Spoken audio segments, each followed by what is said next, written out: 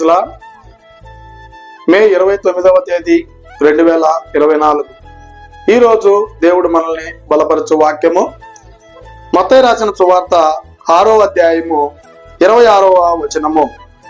ఆకాశ పక్షులను చూడుడి, అవి విత్తవు, కోయవు, కొట్లలో కూర్చుకొనవు, అయినను మీ పరలోకపు తండ్రి వాటిని పోషించుచున్నాడు.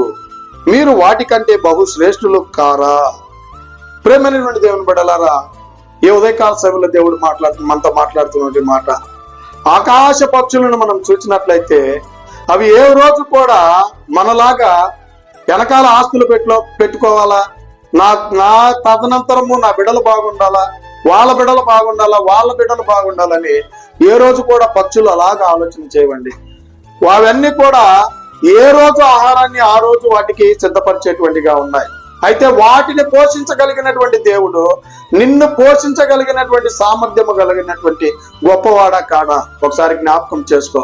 ప్రస్తుత దినాల్లో మనం చూసినట్లయితే అనేక మంది కరువులో, అనేక మంది ఇబ్బందికరమైనటువంటి పరిస్థితుల్లో, అనేక మంది అనేక రకాలైనటువంటి అప్పుల సమస్యల్లో బాధపడేటువంటి వారు, అలాంటి వారి కోసమే దేవుడి ఉదయకాల సమయంలో తెలియపరుస్తూ ఉన్నాడు.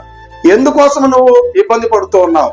ఎంతకాలము నువ్వు ఇలాగ ఆలోచన చేస్తావు?